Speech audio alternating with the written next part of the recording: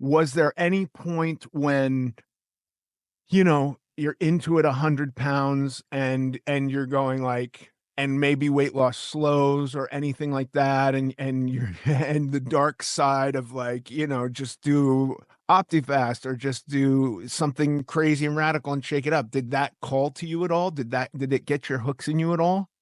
I think a little bit.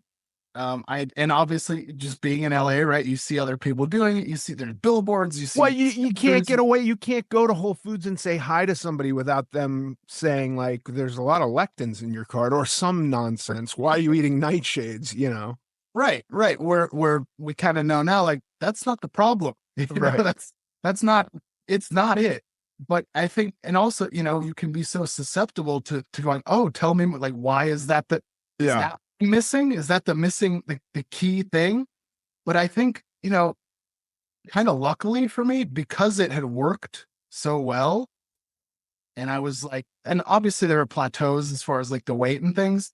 I was like, okay, like this works and it's not super complicated. Yeah, and eating like that, like I miss cheeseburgers sometimes. I miss, the McDonald's drive-through. I Mhm. miss that, but I miss it a hell of a lot more when I'm starving, when I've only had 1,500 calories. Suddenly, the draw to it is so much stronger. If Mhm. I'm eating just under my maintenance calories Right. and eating full, wonderful, healthy, delicious, nutrient-packed meals, the pull towards a bag of Doritos is so much less. Even if I'm in a deficit, it's just less.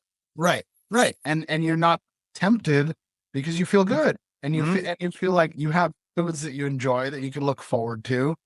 And I think that once I kind of started to figure that out, I was like, yeah, I don't miss eating 3 Costco muffins and a thing of chocolate milk because I have a breakfast that I like. And Yeah. yeah, it's like, oatmeal and berries and egg whites or what. It's not exciting, but like, But yeah, you enjoy it. It hits the whatever nerve sensors that you need to hit for yourself are, right, I mean, that's an important thing to figure out too, because I do think a lot of people go into these diets and they're either doing something that's so extreme that it's like the amount of hunger and fatigue you're placing on your system is going to make you just constantly be thinking about food that's going to be, such a departure that you're going to be like, right, okay, why go back?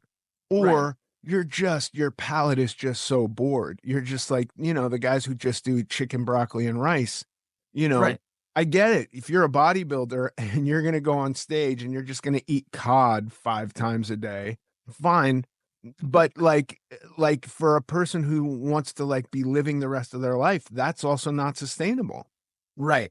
And I think for like the biggest shift that I had as far as like finding what works was when I was like, well, what can I just keep doing? Yeah. Because again, I didn't know how far it would go. And I was like, I'm probably going to do this forever, whatever it is. What can I do forever? Like what makes sense?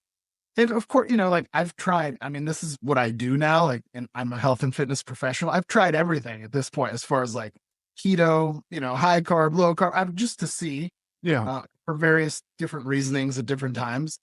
But it always kind of comes back to like what works and what can you follow long term.